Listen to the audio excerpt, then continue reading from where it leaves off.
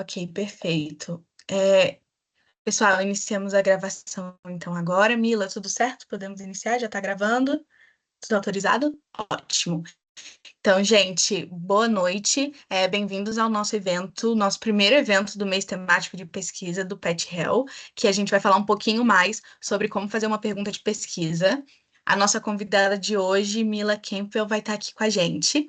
E aí, antes da gente começar, eu vou fazer uma breve apresentação do que é o PET, para quem não conhece. Mas a gente faz parte do programa de educação tutorial do MEC, que é um programa, no caso, especificamente de relações internacionais da Universidade de Brasília, para quem aqui não é da UNB. O programa de educação tutorial é um programa do Ministério da Educação, que ele é voltado ao desenvolvimento de pesquisa, ensino e extensão de diversos alunos de graduação em vários cursos diferentes, existe o PET, e o nosso foco é não só aprofundar sobre os estudos de relações internacionais e sobre pesquisa acadêmica, mas também levar esse conteúdo para outras pessoas, como que a gente está fazendo agora, para que a gente possa difundir o conhecimento não só sobre relações internacionais, mas também sobre pesquisa e produção científica dentro do Brasil.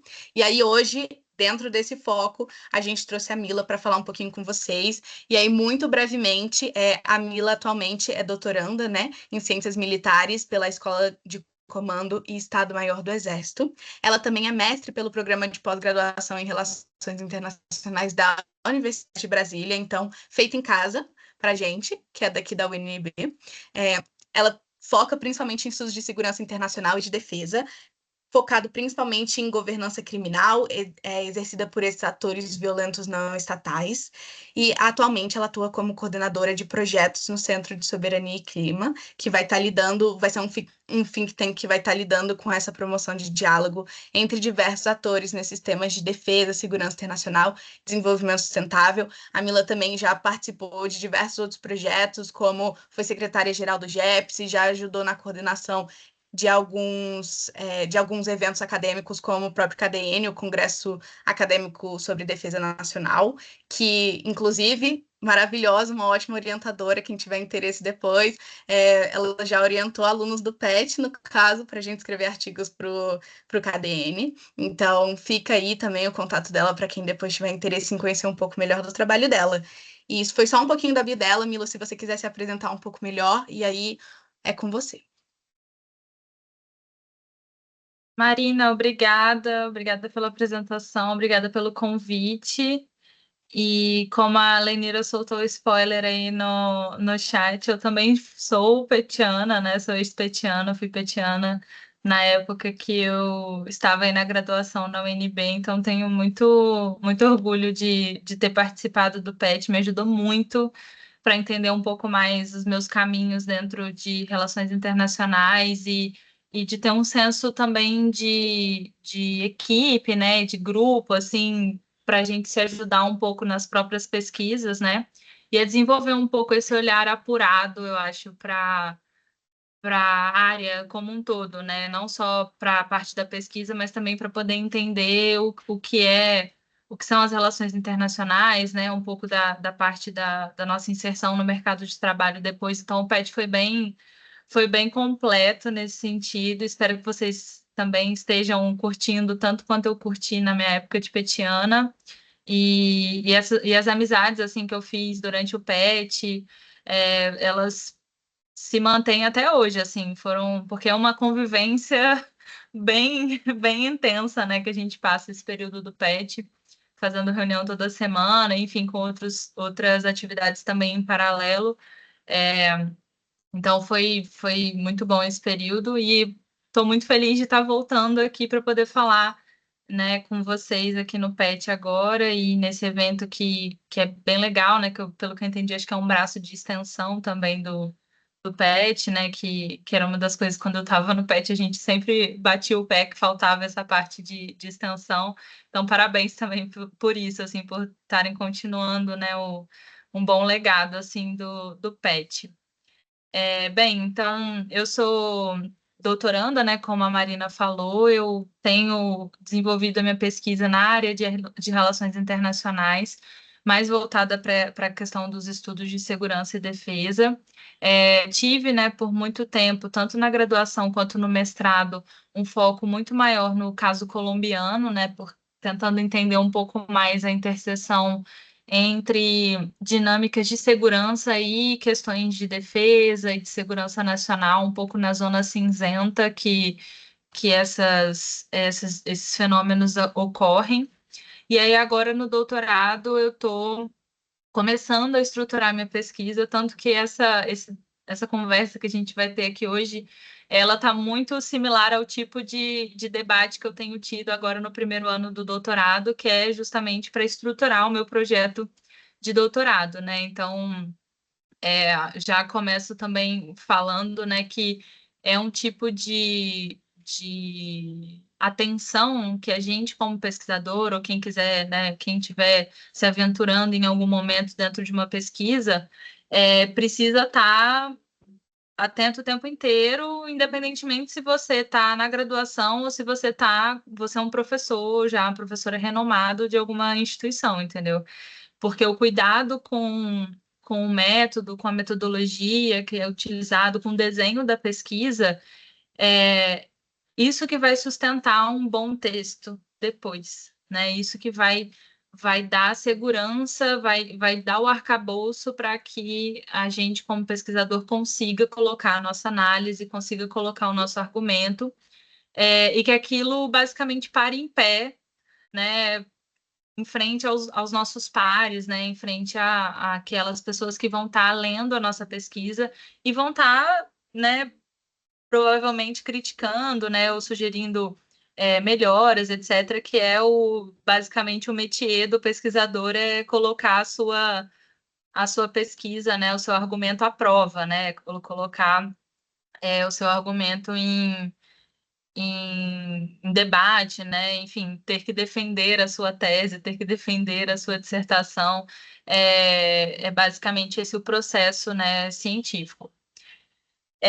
E aí, assim, eu começo dizendo que eu quero fazer um pouco essa conversa hoje de forma bem dinâmica, informal, justamente para que vocês tragam, tipo, as dúvidas mais básicas possíveis, assim, ainda mais que é o primeiro evento, né, dentro dessa iniciativa do PET, porque muitas vezes as dúvidas básicas que a gente não pergunta quando vai pensar em questão de metodologia e de construção do nosso desenho de pesquisa são as falhas, as lacunas que a gente vai ver batendo lá na frente quando a pessoa estiver numa fase de doutorado, quando a pessoa estiver numa fase de pesquisa mais avançada, que podem vir para assombrar na hora dessas críticas justamente por conta de não ter tido uma boa formação ou um bom um espaço, né, também para poder debater sobre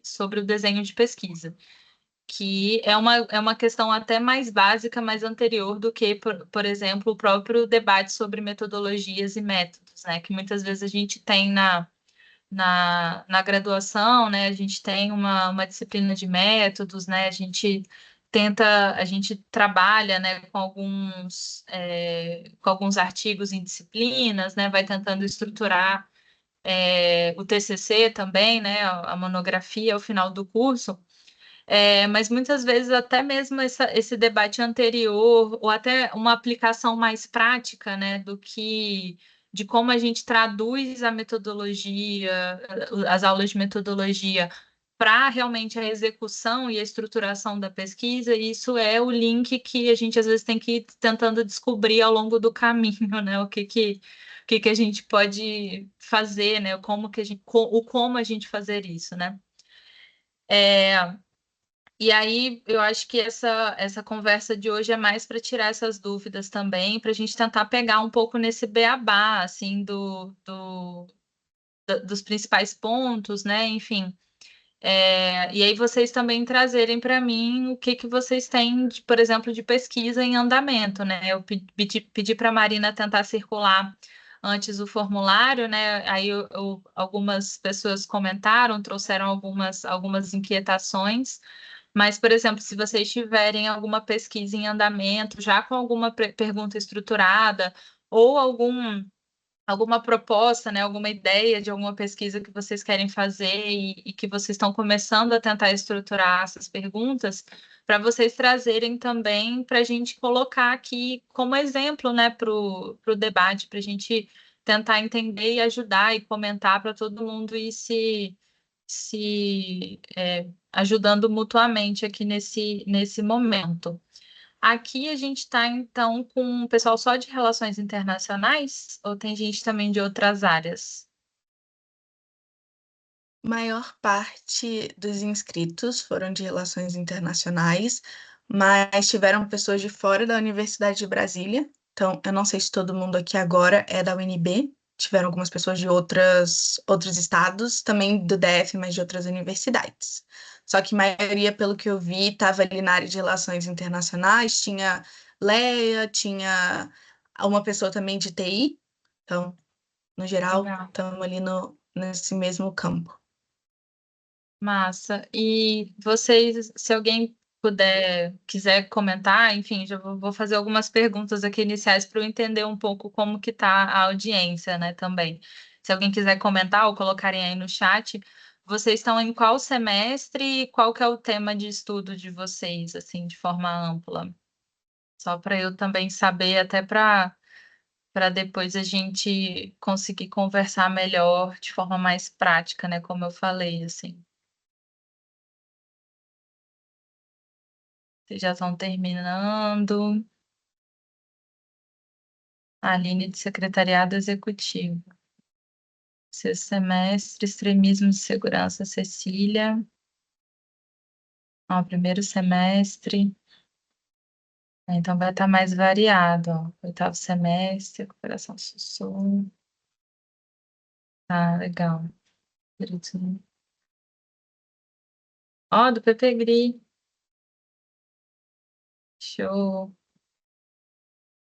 Ações jurídicas. Tá bem. Beleza, já dá para dar uma ideia, assim, mas quem quiser ir colocando aí, depois eu vou dando uma olhada também. Política externa, sétimo semestre, sexto semestre, beleza. Uma coisa que desde já, assim, que eu lembro também, que eu acho que é interessante comentar, são como é o aprendizado, né, o caminho da pesquisa científica de acordo com os momentos da formação, né? Então, eu acho que isso também era uma coisa que eu tinha muita preocupação quando eu estava na graduação, que era já de ter uma vontade, assim, enfim, ter uma certa pressão de aplicar alguma metodologia de forma completa, assim, né? Ou, enfim, algo que fosse mais estruturado, né? E tentar fazer algum teste de teoria, enfim, de todas as metodologias que a gente vê, né, dentro da disciplina de métodos. E aí, né, aos poucos eu fui entendendo, e hoje olhando em perspectiva também, que como a pesquisa ela tem o seu tempo, né, de maturação, assim. Então, a gente, na graduação, a gente não vai conseguir fazer uma aplicação, uma utilização de um método que é muito mais complexo ou algum tipo de metodologia que demanda uma reflexão mais ontológica, epistemológica mais robusta, porque a gente simplesmente não tem ainda as ferramentas para isso, a gente não tem a maturidade como pesquisador, como pesquisadora para conseguir fazer isso, e está tudo bem. A graduação, né, e até mesmo o mestrado, assim, eu vejo hoje, doutorado, inclusive. Doutorado é quando você vai ter o primeiro tipo de contato, assim, da possibilidade de ter um tempo maior de pesquisa, né? Que são 4 anos, mais ou menos, né? Para você aplicar um método, uma metodologia dentro daquela pesquisa que você está fazendo, que você vai ter uma responsabilidade maior de trabalhar com o método, né? E tentar utilizar e extrair o máximo dele na completude daquela proposta metodológica.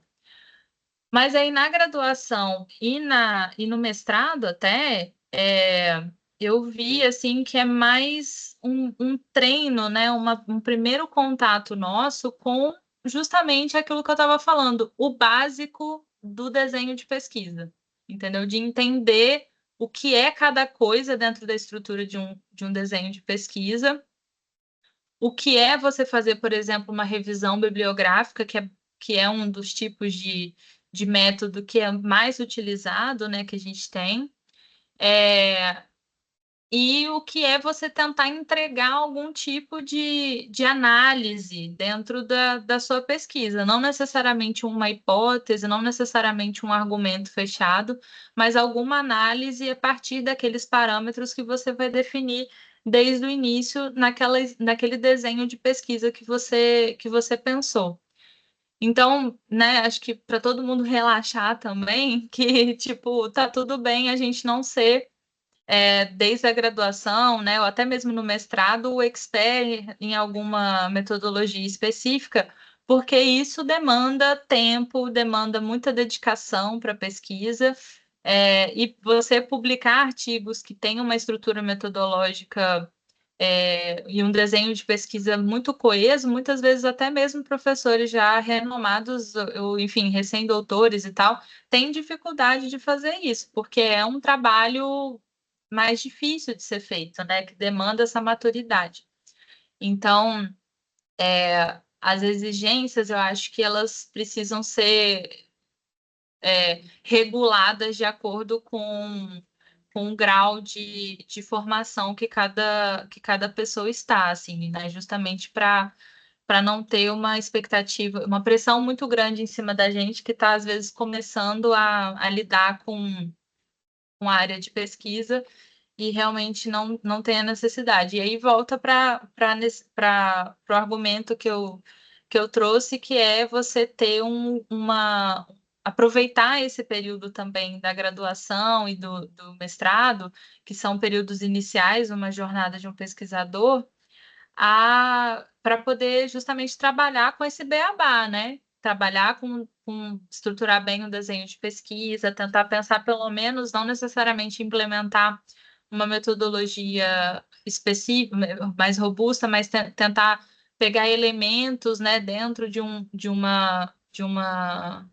ramo metodológico para já começar a olhar para a sua pesquisa, tentar entender qual vai ser o viés, né? O qual vai ser quais vão ser as teorias e os conceitos que você vai utilizar e, por tabela, qual o tipo de metodologia que seria mais adequada para analisar aquele fenômeno, né, que você está querendo analisar.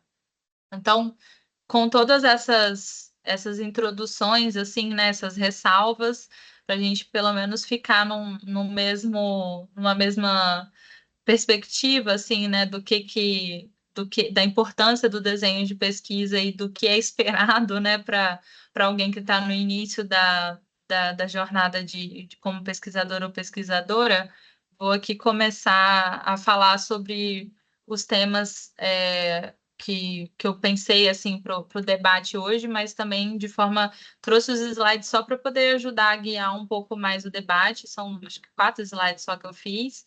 E é mais para a gente poder ter esse tempo para comentar, para discutir, enfim. Por favor, não fiquem tímidos, porque é esse momento que vocês têm que aproveitar para dialogar, para perguntar mesmo. E eu estou aqui para tentar responder tudo, porque também estou na luta agora para tentar definir minha pergunta de pesquisa do doutorado também. Vou compartilhar aqui, ver se vai dar certinho.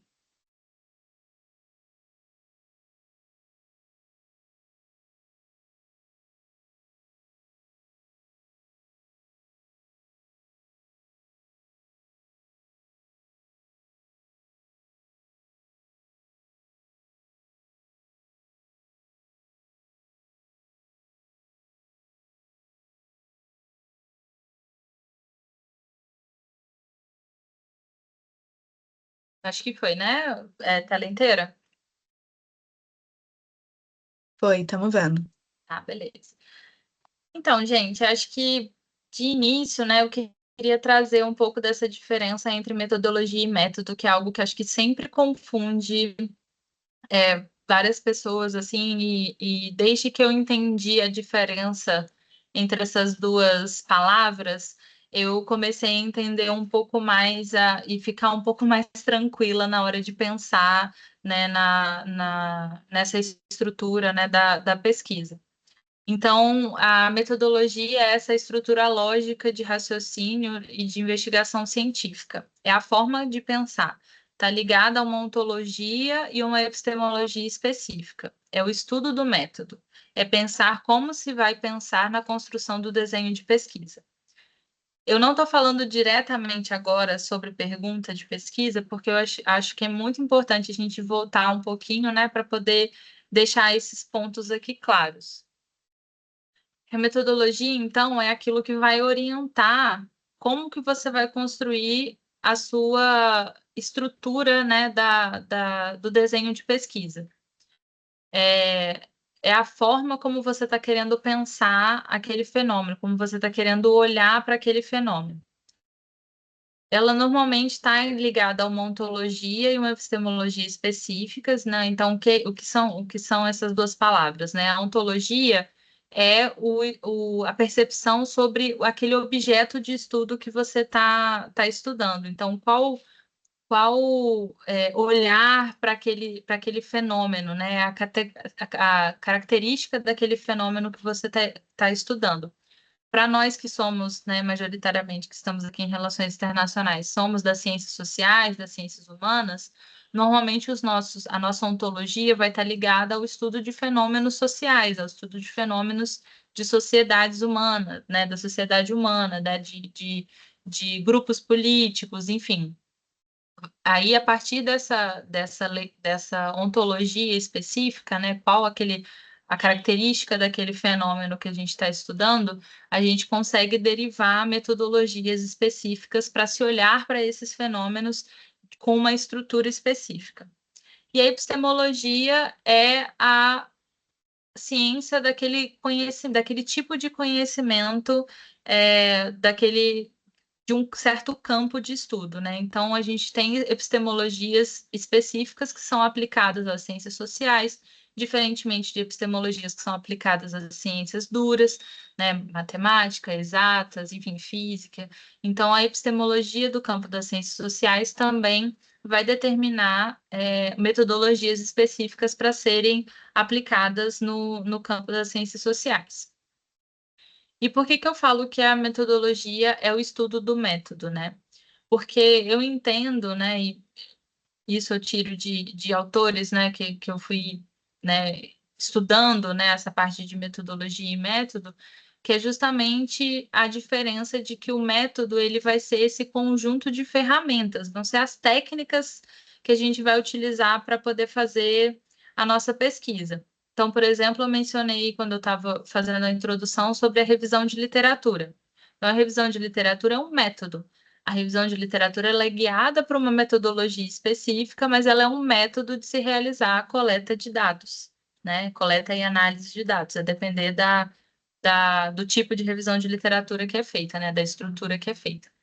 Então, diferenciar um pouco a metodologia como esse estudo do método, né? Essa forma de se olhar uma estruturação de um desenho de pesquisa, que está ligada um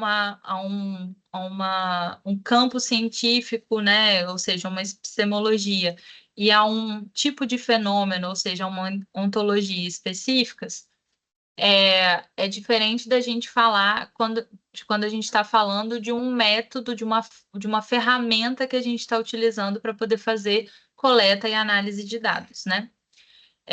Essa parte de coleta e análise de dados é uma parte também muito importante para quando a gente vai pensar o método, né? Então, eu gosto muito de associar, né, o método a essa parte, porque traz um pouco mais a essa questão de coleta e análise de dados, porque traz um pouco mais de, de praticidade, assim, né, de tangibilidade para quando a gente vai pensar em metodologia, né, nessa questão da metodologia e da estruturação da pesquisa como um todo. Então, é isso, a metodologia é um pouco mais essa perspectiva com relação a forma como a gente vai construir o desenho de pesquisa, né, a posicionalidade, né, o campo científico, e o método é a ferramenta, é a forma como a gente vai fazer a coleta e a análise de dados. Basicamente, essa é a grande diferença entre essas duas palavras, e é importante a gente entender que a depender da metodologias estão ligadas a métodos específicos, assim como uma metodologia possui uma ontologia e uma epistemologia que guiam a construção dessa metodologia, muitas metodologias estão ligadas a métodos específicos, né, que aí é como se fosse uma decantação dessa metodologia para a parte de prática, né, como essa metodologia vai se fazer, né, vai se aplicar numa pesquisa, né? Aí ela possui métodos específicos. E aí esse método ele pode ser não é, dentro das ciências sociais, tanto qualitativo quanto quantitativo quanto misto. Então, não é, por exemplo, uma exclusividade das ciências duras, né, como a física, a matemática, terem o método quantitativo. Existem aplicações também do método quantitativo dentro das ciências sociais, e existem categorias, ou, na verdade, geopolíticas, se a gente for pensar assim, distribuições geográficas também, de escolas dentro das ciências sociais que se utilizam mais de métodos qualitativos ou quantitativos. Então, por exemplo, escolas que estão localizadas nos Estados Unidos, dentro da ciência política, dentro das relações internacionais, tendem a ter uma utilização maior do método quantitativo, enquanto, por exemplo, uma tradição, né, das ciências sociais europeia tem uma utilização maior de método qualitativo.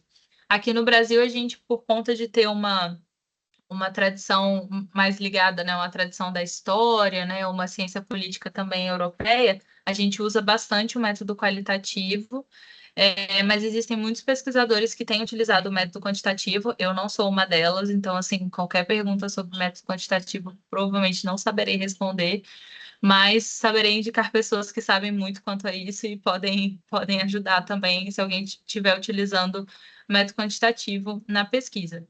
E como eu disse, assim, o método, esses tipos de métodos, por exemplo, quantitativos, que são às vezes mais complexos, né, e que tem, por exemplo, uma certa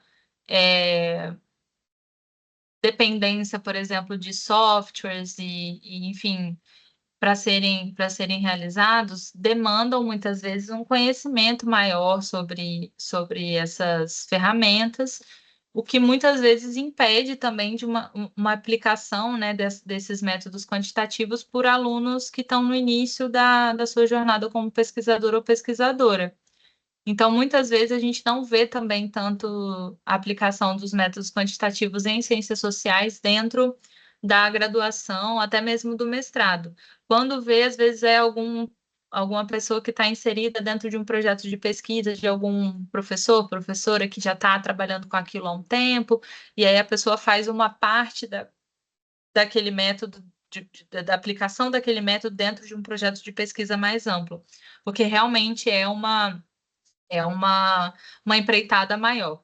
Os métodos qualitativos, eles têm um pouco mais de flexibilidade, assim, né, com relação à robustez. Existem métodos qualitativos que são muito, muito complexos, mas existem também algumas ferramentas de algumas dessas metodologias que são passíveis de serem utilizadas, como eu comentei, por exemplo, com relação à revisão de literatura.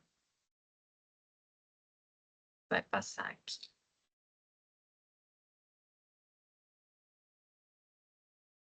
E aí eu trago aqui uma reflexão com relação ao que esse autor, o Quive, traz para a gente. Eu esqueci de colocar o ano aí do livro dele, mas é um autor que fala sobre metodologias métodos em ciências sociais, né? Na verdade, desenho de pesquisa em ciências sociais. E aí ele fala sobre métodos e metodologias.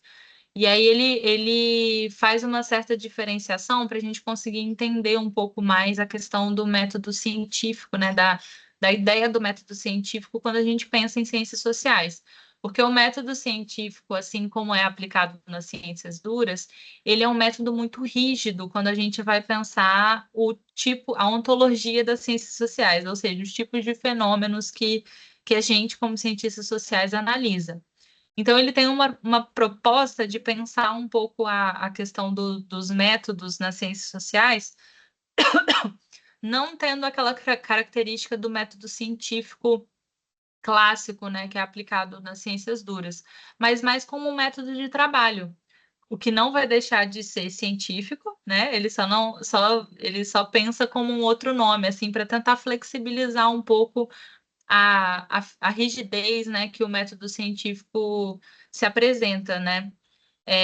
Para que a gente possa entender também que esse método de trabalho é aquilo que eu comentei, é para poder ajudar a sustentar o seu argumento, para poder ajudar o seu caminho de coleta de dados, né, de análise de dados, para você conseguir construir a sua pesquisa. Então, eu coloquei até uma citação aqui dele que eu acho que é bem interessante, que é: para a Quive, um trabalho de investigação em ciências sociais não nos leva à comprovação ou a encontrar uma verdade única. Na verdade, ele nos leva a compreender melhor o significado de um acontecimento ou de uma conduta, a fazer inteligentemente o ponto da situação, a captar com maior perspicácia as lógicas de funcionamento de uma organização, a refletir acertadamente sobre as implicações de uma decisão política, ou ainda a compreender com mais nitidez como determinadas pessoas apreendem um problema e a tornar visíveis alguns dos fundamentos das suas representações.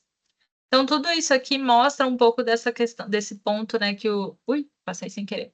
Que o Quive coloca de a forma da estruturação de uma pesquisa dentro das ciências sociais, ela é muito mais flexível, porque justamente o nosso objeto de estudo, os fenômenos que a gente estuda, são fenômenos que não são, com os quais a gente não vai conseguir chegar a uma verdade única. Sempre vão ser percepções, né, tentar entender alguma lógica por trás, compreender alguns fenômenos, né? Então, enfim, é um objeto de estudo um pouco menos rígido, né? Então, para isso, a gente precisa ter metodologias que vão se adaptar, né, que vão estar condizentes a esses fenômenos que a gente está estudando. E aí, por conta dessa característica mais flexível dos fenômenos que a gente estuda, que a gente não consegue acessar uma verdade única, né, que a gente está sempre com perspectivas diferentes sobre um mesmo acontecimento, um mesmo processo, a gente precisa pensar também em metodologias que vão ser flexíveis também nesse sentido. E aí, um ponto também que ele enfatiza bastante é pensar que chega um certo ponto que os pesquisadores, eles não vão fazendo a pesquisa sem ter um método e vão começando a acumular bibliografia, e isso daí é uma das coisas mais contraproducentes, assim, que podem ser feitas, porque enquanto você não tem um desenho de pesquisa definido, né, e entende um pouco mais sobre essa questão do método, você vai estar acumulando bibliografia sem saber para onde você está indo, entendeu? Então, tudo isso está relacionado à construção de um bom desenho de pesquisa.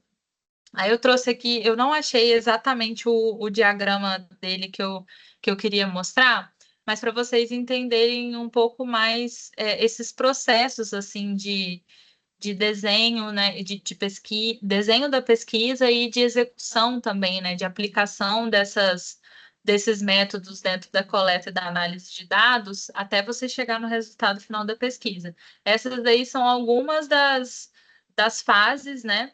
Mas o que o Quive fala que é mais interessante, que tinha nesse outro diagrama que eu não consegui achar, é que a cada processo, a cada passagem, né, por cada um desses pontos, desses passos do processo de construção do projeto de pesquisa, da execução da pesquisa, você precisa voltar para o projeto anterior, voltar lá para o seu desenho de pesquisa para confirmar se você está seguindo aquilo que você havia proposto desde o início.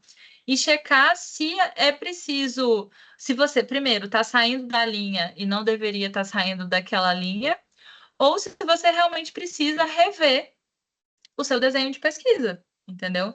Porque isso é algo que é muito comum nas ciências sociais. Às vezes a gente, como a gente tem um desconhecimento do, dos fenômenos, né? A gente pode pensar uma certa estrutura de desenho de pesquisa, mas a partir do momento que a gente começa a coletar dados sobre aquele fenômeno, aquele processo que a gente está querendo estudar, a gente começa a ver que não é aquela pergunta que a gente estava querendo fazer. A gente começa a ver que é um outro tipo de pergunta, na verdade, que vai ser tipo assim, uma pergunta mais útil para a gente pensar a continuidade da pesquisa depois, que vai ser uma pergunta que vai ser mais interessante para fazer um impacto futuro em alguma política pública, que vai ser uma pergunta mais interessante para a gente pensar uma dinâmica que vai acontecer em outro país em algum momento, que é uma pergunta que vai ser mais interessante, dada uma mudança de conjuntura que aconteceu.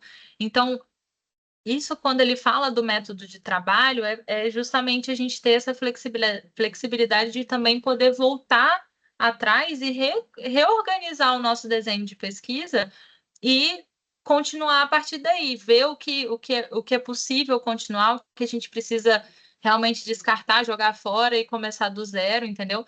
E aí isso é muito importante a gente ter nesse processo de voltar atrás no desenho de pesquisa para confirmar se a gente está indo pelo caminho certo, se precisa recalcular a rota, a figura da orientação, né? Então, você ter próximo a você não só o seu orientador ou orientadora, mas também outros professores e professoras, colegas, né? Algum outro tipo de mentoria, assim, né? Que possa também te dar um pouco de comentários, né, sobre o que você tem feito na sua pesquisa.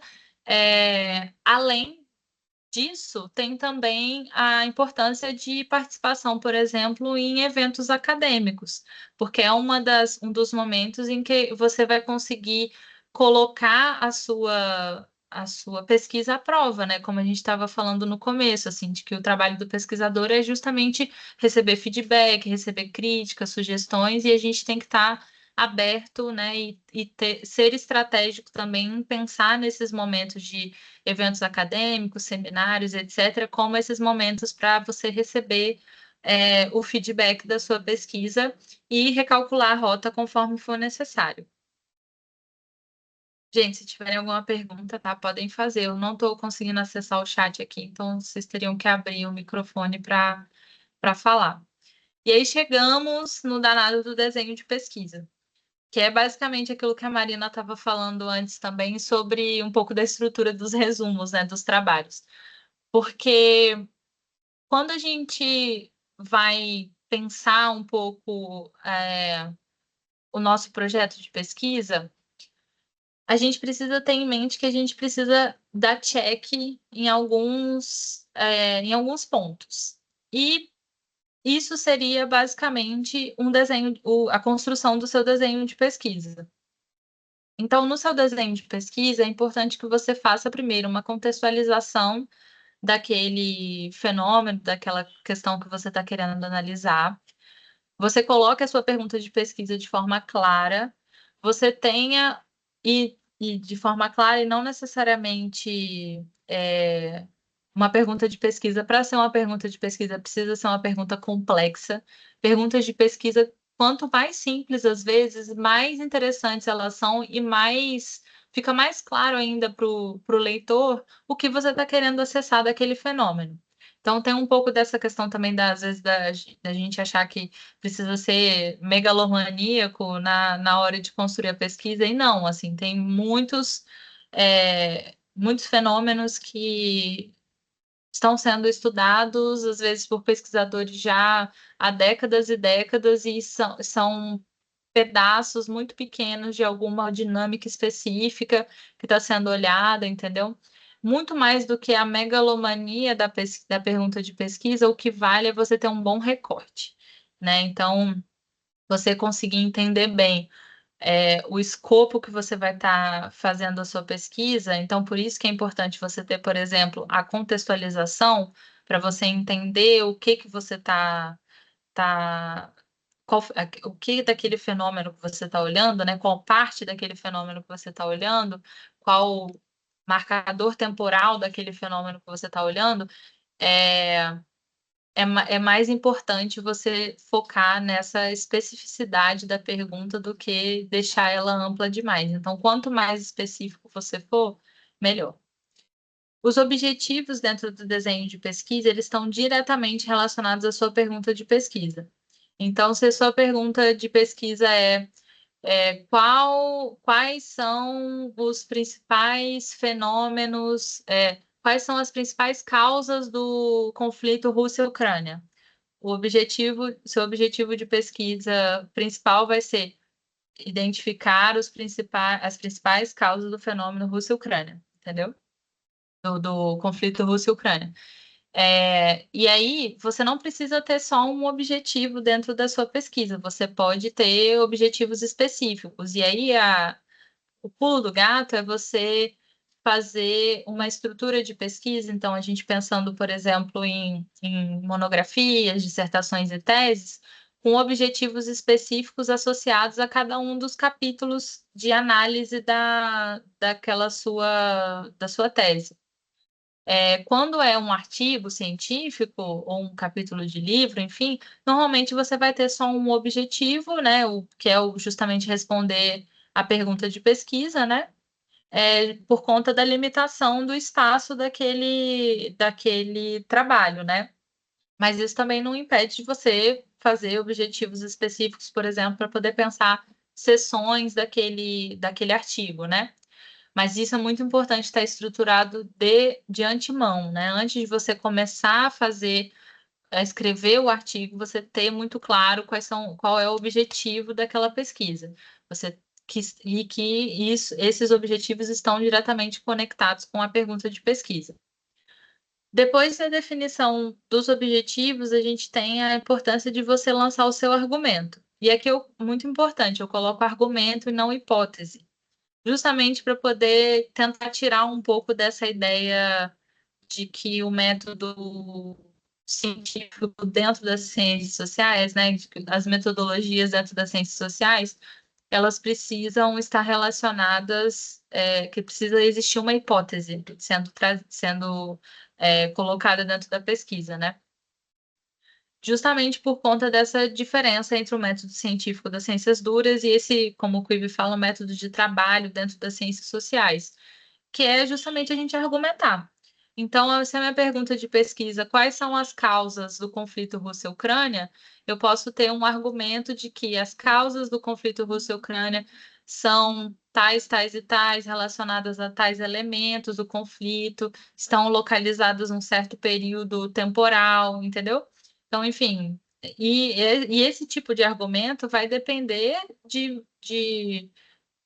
da minha posicionalidade como pesquisadora, vai depender da teoria que eu vou estar usando para poder analisar aquele fenômeno, dos conceitos, vai depender do local de onde eu estou fazendo a pesquisa, vai depender do acesso aos dados, né, que eu estou tendo naquele momento, vai depender do momento que eu estou fazendo a pesquisa. Então, por exemplo, no caso da minha pesquisa sobre Colômbia, que eu fiz durante a graduação e o mestrado, na graduação eu estava analisando o processo de paz na Colômbia, porque eu escrevi o TCC foi em 2017, que foi justamente no ano posterior à assinatura do Acordo de Paz. Então, eu não poderia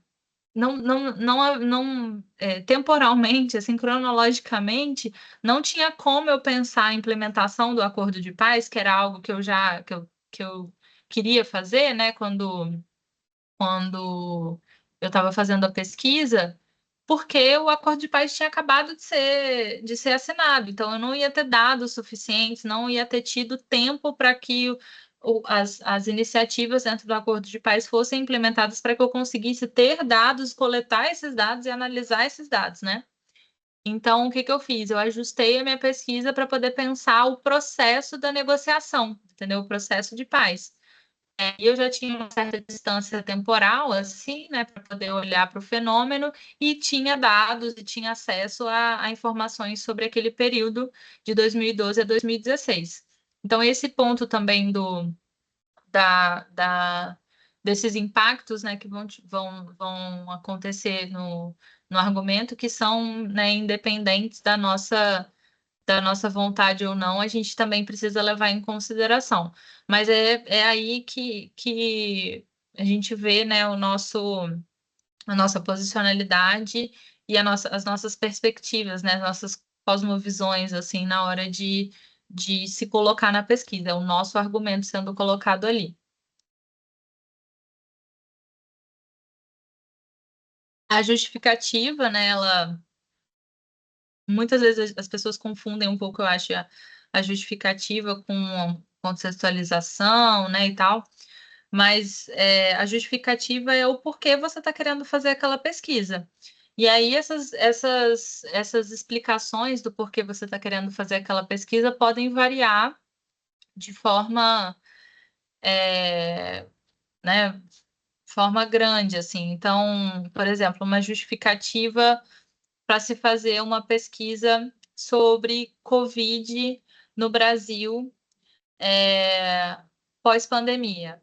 Entender o contexto, né? Entender a seriedade do contexto, tentar pensar em maneiras de se reduzir as vulnerabilidades do país com relação a esses fenômenos, para se preparar para próximas pandemias e tal.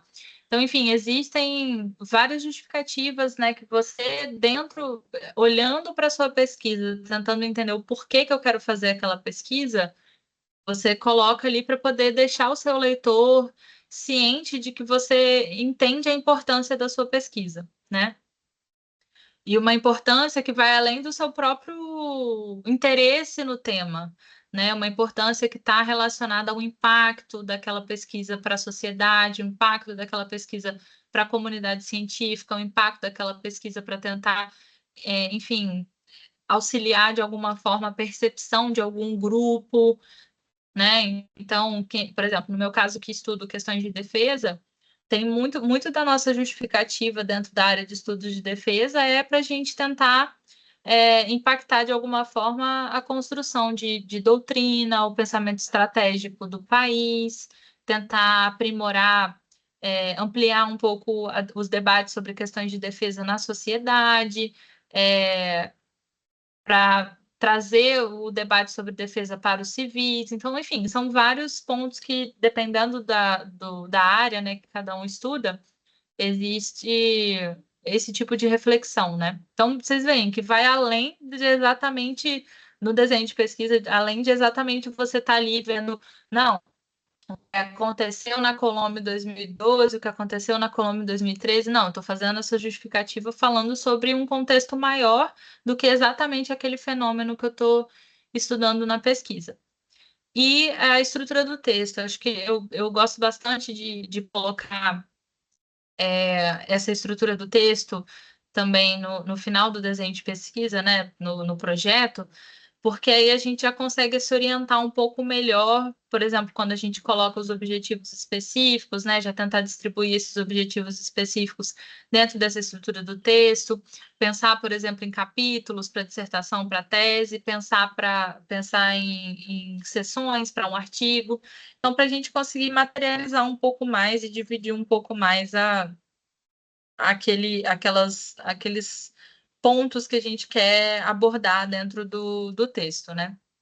E é isso, gente. É basicamente esse é um certo modelinho assim que eu gosto para o desenho de pesquisa, que é, por exemplo, quem vai fazer um projeto para mestrado, vai fazer um projeto para doutorado, projeto até mesmo para o TCC, fazer um projeto de pesquisa com esses elementos é essencial. Aí tem outras, às vezes, dependendo do que é pedido, né, para cada seleção e tudo, mas é quase certo de que todos esses elementos vão estar ali presentes e para vocês colocarem para ajudar não só a seleção, mas também a condução da pesquisa depois por vocês. E aí o que a Marina comentou do resumo, né? Acho que a única coisa que eu incluiria aqui para poder colocar num resumo de um texto é talvez apresentar quais são os métodos, né? E a metodologia dentro do que você vai aplicar no seu artigo, dentro desse panorama aqui. Porque é justamente isso, né? Na construção de um projeto de pesquisa, não necessariamente você sabe, né, quais vão ser os métodos, quais vão ser as metodologias que você vai se guiar, né? E aí, às vezes é melhor você estruturar esses pontos aqui primeiro, e é a partir disso, a partir dessa primeira reflexão, você começa a ver qual tipo de abordagem para a estruturação desse projeto, né, dessa pesquisa vai ser mais interessante para mim. Aí você pega a sua metodologia. A partir dessa metodologia, quais ferramentas que eu posso utilizar para fazer a minha coleta e minha análise de dados. E aí você vai buscando os seus métodos. Então, é bem um passo a passo mesmo, assim, de formiguinha, que a gente precisa parar para refletir de forma estruturada, né, nesses pontos da pesquisa. E aí aqui eu trago, acho que é o último slide, só para exemplificar também, assim, a, as perguntas de pesquisa, o que que vocês podem, ideias, assim, né, do que vocês podem fazer, quais são, tinha alguma pessoa que tinha pedido também quais são os marcadores principais, né, que você pode colocar dentro da pergunta, né, essas palavras-chave, assim. E é isso, você pode perguntar como ou de que maneira algum fenômeno acontece, em que medida ou qual o impacto. Então, esses dois de medida e impacto, a gente tem que pensar que provavelmente eles vão estar associados a uma medição mesmo. Então, pode ser que tenha que envolver algum método quantitativo. Então, toda aquela definição, né, como eu coloquei do Quiv, né, de você ir estruturando o seu desenho de pesquisa, mas ter que ir voltando atrás, é isso. Então, se você começou a fazer, você escreveu uma pergunta de pesquisa com qual o impacto da guerra Irã-Israel na guerra russo-ucraniana. Aí você vai ter que pensar depois, quando você estiver pensando na sua metodologia e nos seus métodos, se você vai ter condições dentro daquele arcabouço metodológico de analisar o impacto. Você conhece os métodos que podem te ajudar a fazer essa análise de impacto, né? Sei lá, tantos por cento, ou tentar identificar é, é, categorias, né, dentro desse impacto, de você qualificar isso de alguma forma. Se não tem, volta atrás e refaz a pergunta. Aí pergunta, sei lá, de que maneira ou como a guerra Israel-Irã impacta, está relacionada ou interfere na guerra Rússia-Ucraniana, que é uma pergunta que te leva a um caminho muito mais, por exemplo, da aplicação de um método qualitativo, entendeu? Enfim, isso tudo vai sendo desenhado, né, nesse vai e volta assim da construção do desenho de pesquisa. E aí um ponto que eu acho que é crucial assim de se pensar para a questão das perguntas de pesquisa é que na construção do conhecimento científico, não são válidas perguntas de sim e não. Então, tipo, existe uma relação entre a guerra Rússia-Ucraniana e a guerra Israel-Irã? Sim ou não? Essa é uma pergunta de sim e não, é uma pergunta simples de ser respondida que ela não está colocando ali não está fomentando uma pesquisa mais ampla, né, sobre algum fenômeno específico. Ela está simplesmente querendo ser respondida sim e não. E aí, nesse caso, o que que acontece? Normalmente, essas perguntas de sim e não, elas vêm acompanhadas de uma outra pergunta. Então, isso também é muito comum, às vezes, a gente encontrar. Se existe, às vezes, uma pergunta de sim e não, a gente coloca uma outra pergunta para acompanhar, para poder, talvez, pedir para identificar alguns fenômenos específicos dentro daquela pergunta de sim e não, você colocar alguns outros pontos, né, que aí sim vão trazer um pouco da das flexibilidades, né, e das perspectivas que aquele fenômeno que você está estudando demanda, né, da, dos vários olhares, né, das várias perspectivas, dos vários processos que estão relacionados naquele fenômeno. E aí coloquei aqui uma das perguntas que foi enviada, que é como uma cooperação limitada entre os países amazônicos fomenta os crimes ambientais na região. Essa pergunta aqui eu achei ótima, é uma pergunta de como, né? Então, o que você vai ter aqui de elemento é que você, olhando essa pergunta sem, né? Vamos falar aqui que ela está desconectada do desenho de pesquisa, do projeto de pesquisa como um todo. Então, a gente está vendo aqui só a pergunta, a gente não está vendo contextualização, a gente não está vendo os objetivos, a gente não está vendo a justificativa.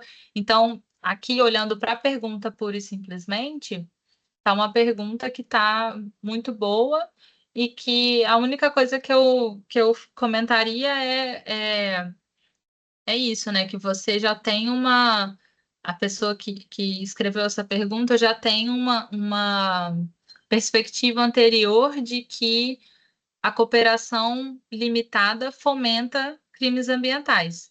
E aí, com essa perspectiva anterior de que a cooperação limitada no contexto amazônico fomenta crimes ambientais, você precisa justificar isso com o seu aporte teórico, né, com a sua perspectiva também dos conceitos que você vai aplicar, é, e tentar justificar o que você está considerando essa relação de que a cooperação limitada ela fomenta os crimes ambientais. Se você não conseguir justificar isso, aí você volta e reconstrói a pergunta de pesquisa. Talvez trocar esse fomenta por algum outro verbo, né? Contribui, enfim, que talvez seja menos duro do que o fomenta, mas tudo isso é ajustável ao longo da execução da pesquisa.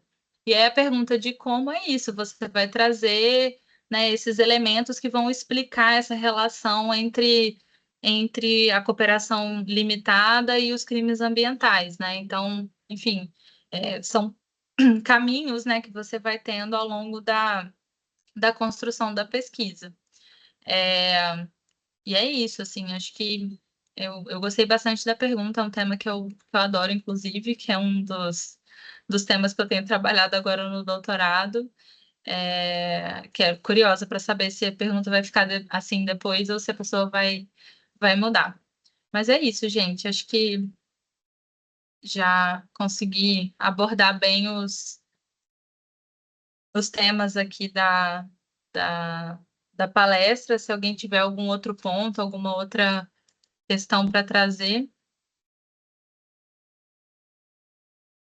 Mila, muito obrigada. Eu acho que ajudou muito a sua exposição para a gente poder entender um pouco melhor a lógica, né? Não só de se construir um, um artigo, assim, um documento realmente de pesquisa, mas de criar a pergunta, porque a gente sempre acha que a gente vai começar pela pergunta e às vezes a gente começa com uma dúvida, mas na verdade a pergunta vai ser a última coisa que a gente vai polir de fato. Eu acho que você explicou muito bem essa dinâmica. Muito obrigada. Gente, eu vou abrir agora para vocês, se alguém tiver dúvidas ou quiser mandar outra pergunta para a Mila poder dar uma olhada. Podem levantar a mão aqui ou mandar no chat. Eu também abri uma caixinha de perguntas e respostas para quem quiser mandar lá. É, E aí eu deixo a cargo de vocês. Alguém tem alguma dúvida? A Esté, eu não sei se você está vendo agora as mensagens, Mila, mas Tô falando com você. Ó, a Cecília mandou duas perguntas para você, Mila. É, Deixa eu ver. primeiro, ela falou: você acha que essa revisão constante no projeto de pesquisa prejudicaria a intenção do pesquisador? Não teria um risco de algum enviesamento? E a segunda, o que te levou a estudar a sua área? Nossa, a segunda pergunta é uma pergunta que demandaria uma mesa de bar aqui para a gente conversar e chorar as pitangas, porque é muita coisa que a gente passa, mas vou responder a primeira, né, que está relacionada à aula, e eu acho que é um equilíbrio muito difícil, sabe, assim, da gente entender até onde a gente pode esgarçar, né, a ideia original do projeto, né, até onde a gente pode ir, até onde a gente pode reformular. E é por isso que eu disse que a figura do orientador é muito importante, né, assim, de a gente ter uma pessoa que está, né, mais treinada, né, na condução de uma pesquisa, que tem já mais tempo trabalhando com desenho de pesquisa para poder conseguir guiar a gente no que a gente acha que precisaria mudar, né? Mas, né, dentro de tudo isso, acho que vai muito do bom senso nosso, assim, de olhar para os exemplos que a gente tem também, né, de outros pesquisadores à nossa volta, dos artigos que a gente tem lido, assim, de tentar conversar muito bem com a nossa comunidade epistêmica, que a gente tem que aproveitar também, né, estar junto com os nossos pares, tentando entender um pouco as agruras de cada um, assim, porque é realmente meio a condução da pesquisa científica é árdua, assim, né?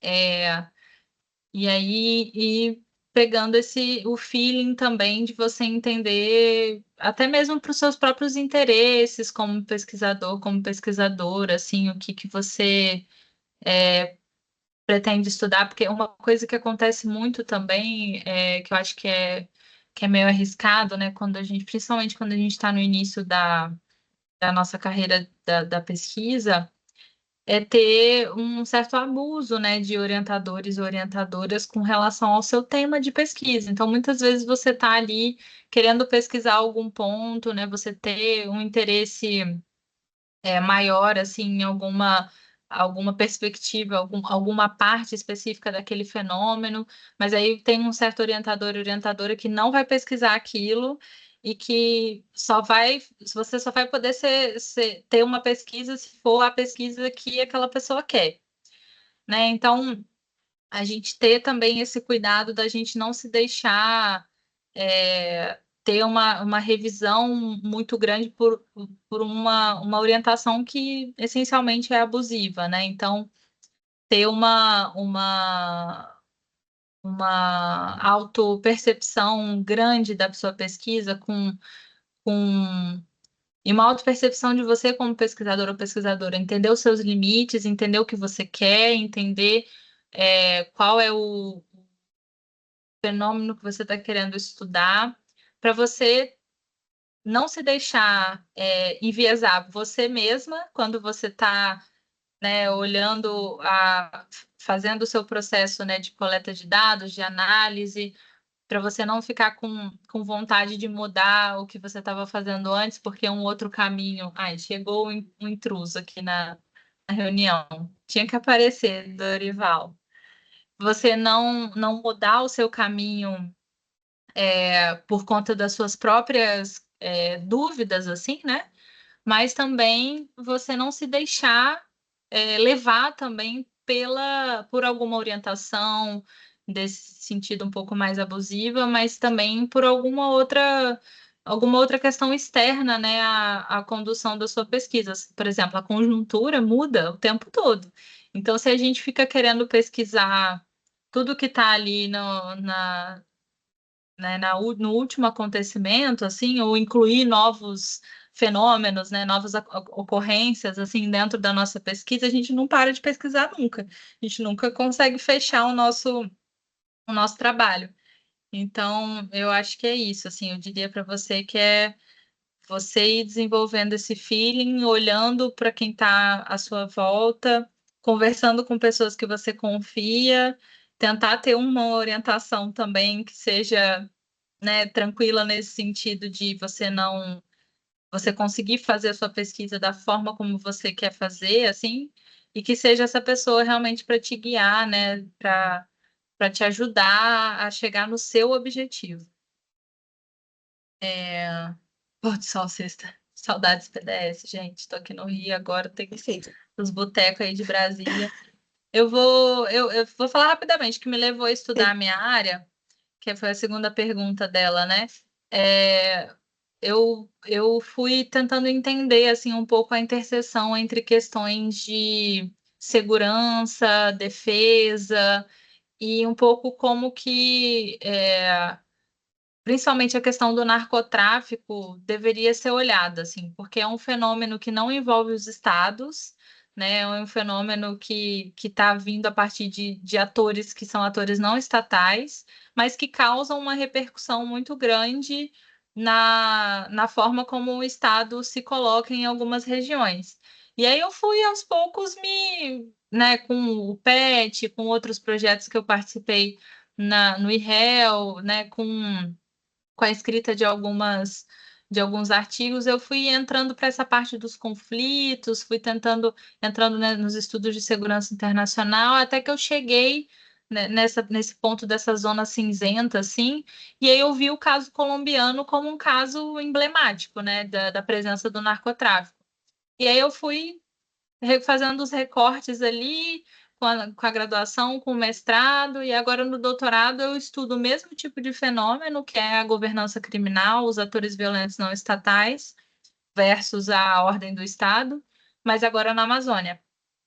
Então, tem isso também. A gente não precisa, às vezes, ficar no mesmo estudo de caso sempre, né? A gente pode pegar o fenômeno que a gente estuda e aplicar em outros contextos, porque, né, a quantidade de levantamento de bibliografia, teoria, enfim, sobre essa parte da governança criminal, eu consegui, né, aplicar bem no contexto colombiano.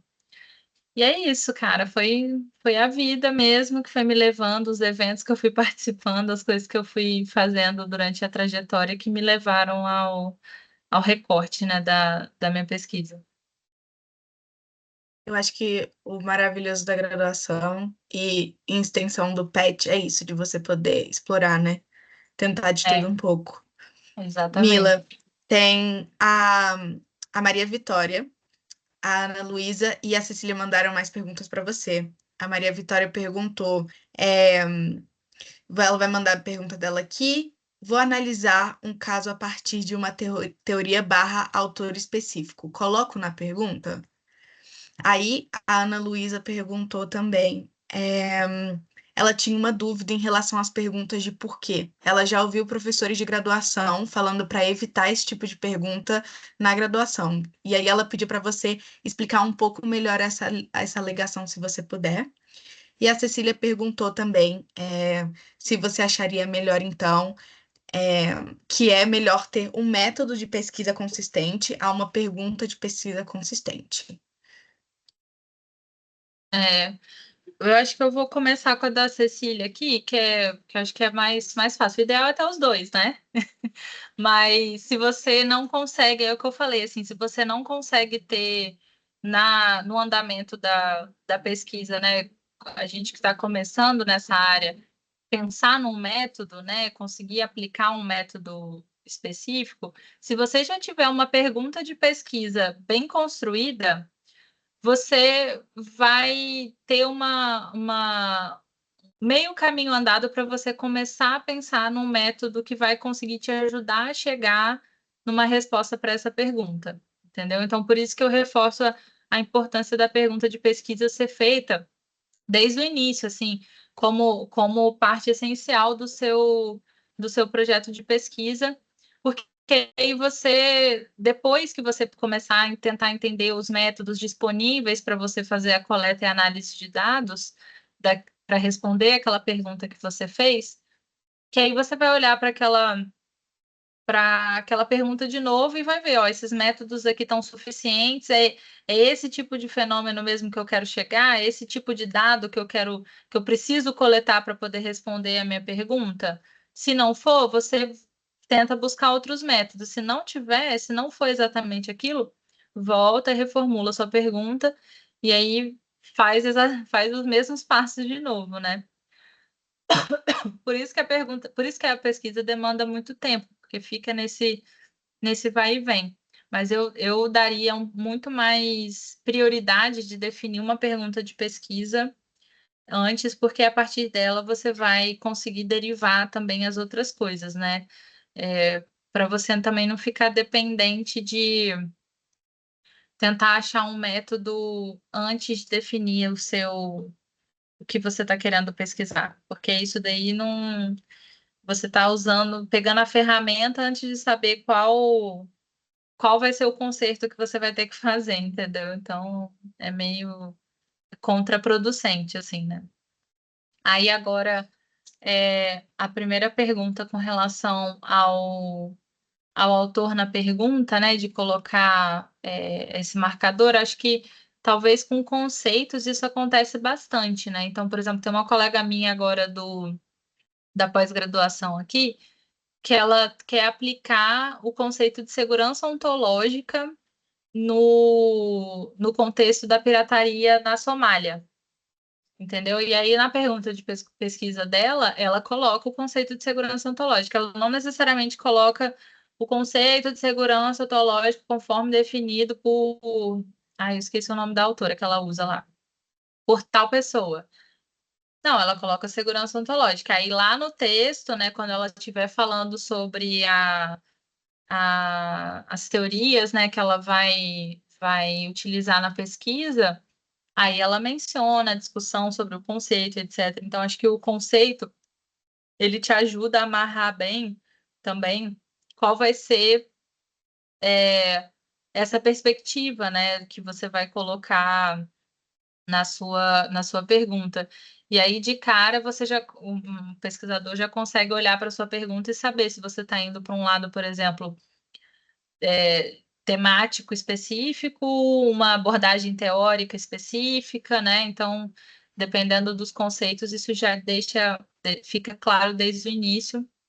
E aí ter o cuidado de você utilizar metodologias que vão ser condizentes com essa perspectiva teórico-conceitual que você está colocando daquele autor, né? Então, você não pode ficar usando abordagem metodológica de análise de discurso, de conteúdo, se você está usando sei lá, método histórico, não, método histórico dá para aplicar, mas, enfim, alguma abordagem muito positivista dentro de uma abordagem teórica, uma abordagem metodológica muito positivista dentro de uma abordagem teórica pós-colonial ou pós-estruturalista, porque você está indo completamente contra as epistemologias, né, e as ontologias dentro daquelas perspectivas, tanto metodológicas quanto teórico-conceituais. Então, é ter um pouco mais de cuidado na hora de você pensar a junção, né, entre teoria, conceitos e metodologias, assim. E agora a pergunta de porquê, ela é meio polêmica mesmo. Eu, particularmente, nunca trabalhei com pergunta de porquê, eu sempre vou mais na pergunta de como. Então, esse debate, assim, sobre o uso ou não da pergunta do porquê, eu acho que ela vai muito próxima, assim, também da questão da pergunta do sim ou não, né? Que se você quiser muito utilizar, talvez fazer uma pergunta complementar, né, para você conseguir explicar, ter um guia melhor, na verdade, guiar melhor o tipo de resultado que você vai querer chegar, né, na sua pesquisa, assim. Então, acho que essa daí seria uma solução que eu veria, assim, à primeira vista, assim, para uma pergunta de porquê, ainda mais por conta dessa questão, né, de ser uma pergunta, um tipo de marcador de pergunta que é mais questionado um pouco na hora da construção da pesquisa, né? Ah, tem uma outra aqui da Cecília, né? Acho que é a Sim, última. isso. Última, mais ou menos importante, a Cecília. Ela não cansa de você, Mila. Ah, A Cecília ótimo. perguntou. E duas, Mila, só para fechar, mais duas. A Cecília Uhum. perguntou, se você acha que é muito importante o uso de teorias dentro de pesquisas de ciências sociais, que ela vê que nem sempre são utilizadas como base, mas sim conceitos específicos. E a Camila perguntou, Mila, como identificar e aplicar um referencial teórico à pergunta? Show. Ótimas perguntas. Eu acho que as duas estão relacionadas, inclusive. Vou tentar meio que responder as duas juntas, assim, também. É, a gente tem, naquilo que eu comentei, assim, da nossa maturação como pesquisadores, a gente muitas vezes não consegue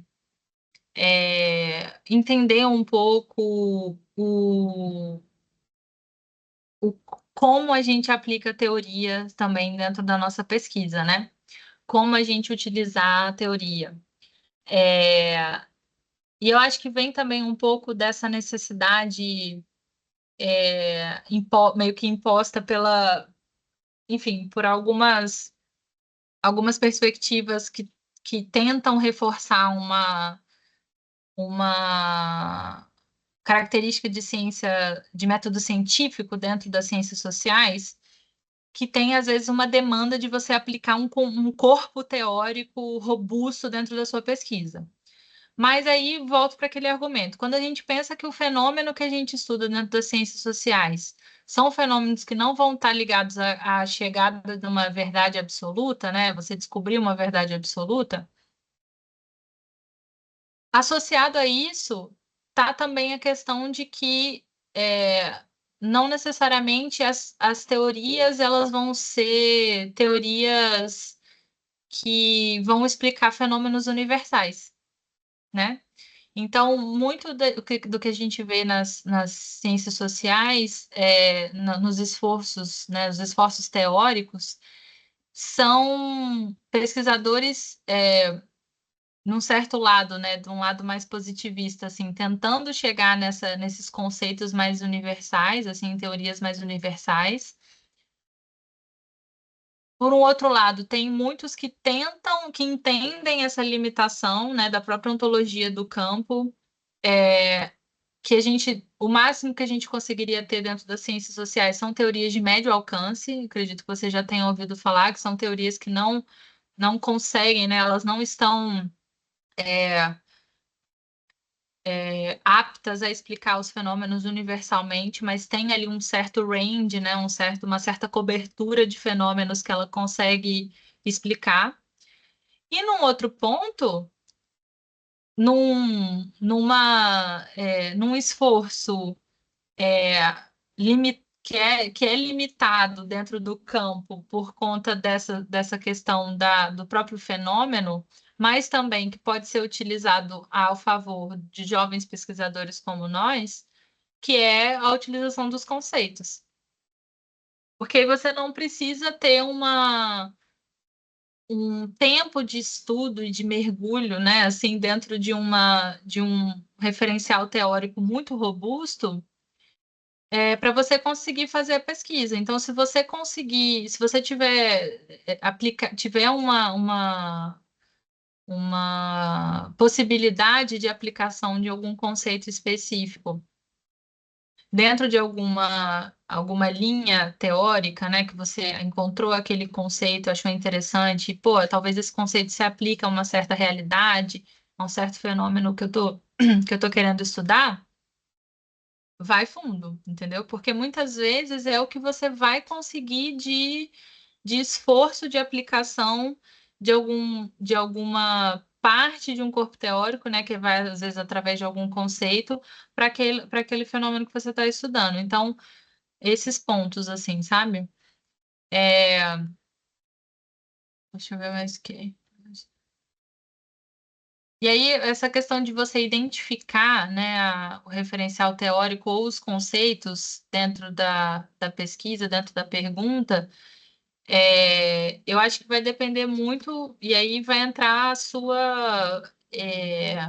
responsabilidade ali, a sua tarefa como pesquisador, pesquisadora, que é você olhar para aquele fenômeno, refletir sobre o que você está querendo entender daquele fenômeno e sobre qual perspectiva você imagina que é mais interessante para você, para o mundo, para a comunidade científica, aquilo que você realmente da sua própria percepção que é mais interessante olhar aquele fenômeno. E aí que vai entrar a perspectiva teórica, os conceitos que você vai aplicar, vai utilizar na sua pesquisa.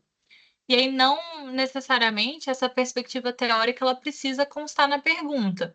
Às vezes pode ser uma pergunta que está mencionando só o fenômeno, entendeu? Mas se você quiser colocar algum marcador, né, de alguma teoria ou algum conceito específico dentro da pergunta, também é possível, como eu comentei essa questão da segurança ontológica da minha colega aqui da pós-graduação.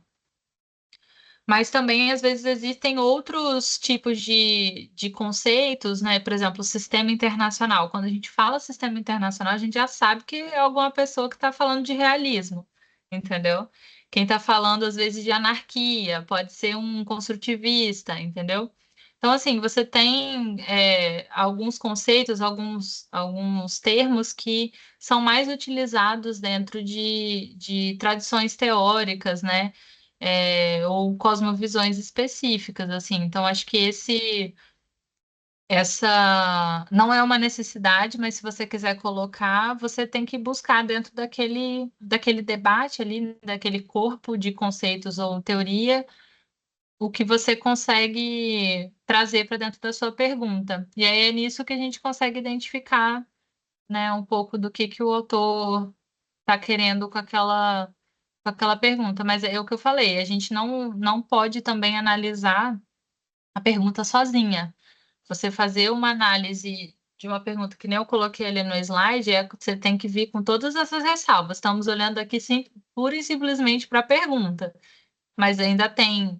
Não é só com uma pergunta de pesquisa que se sustenta um desenho de pesquisa. Você precisa ter contextualização, precisa ter os objetivos, precisa ter o argumento, precisa ter a justificativa, ter uma estrutura, né? Que você está pensando em, como você está pensando em fazer aquilo, e os métodos, né? Quando tiver já um pouco mais madura um pouco o seu desenho. Então é isso, a pergunta ela te dá um direcionamento, mas ela também não vai ser a salvadora da pátria, assim, ela vai indicar algumas coisas, mas o restante do projeto também precisa estar bem redondinho para poder conseguir ajudar a pergunta nessa empreitada da sua pesquisa, né?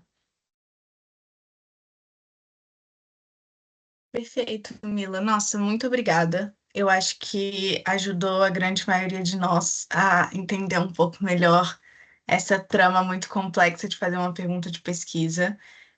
Eu deixo o convite aqui para quem está na reunião agora. Quem não se inscreveu nos outros eventos do mês temático de pesquisa, fica aberto para vocês. Segue a gente no Insta do Pet Hell também para poder ver um pouco mais dos nossos próximos conteúdos. Eu queria muito agradecer você de novo, Mila, por tomar esse tempo para falar com a gente. É, eu queria falar que foi ótimo, é muito bom ouvir de alguém que veio do mesmo espaço que a gente, que pode compartilhar um pouco do que aprendeu durante esse tempo, que foi muito útil, numa linguagem muito acessível para a gente, nós, meros graduandos, podermos entender um pouco melhor. Então, muito obrigada, Mila, de verdade. Eu espero que todo mundo aqui tenha gostado e uma boa noite para todo mundo. Muito obrigada, Marina. Obrigada, pessoal, pelas perguntas, pela audiência também. Estou à disposição, então, que vocês quiserem mandar de dúvida, enfim, questionamento, é só me falar, vou colocar meu e-mail aqui no chat. E aí é isso, gente. Tento ajudar no que for possível, mas é isso, estamos todos aprendendo juntos, assim, que eu também estou aqui na luta com a pergunta de pesquisa do doutorado. Perfeito, Mila, muito obrigada. Se você quiser também disponibilizar depois os slides, eu mando para todo mundo por e-mail e eu já adiciono seu e-mail também para contato, quem quiser fazer mais perguntas. Perfeito, então. Tchau, tchau, pessoal. Boa noite. Obrigada, pessoal. Tchau, tchau e boa noite.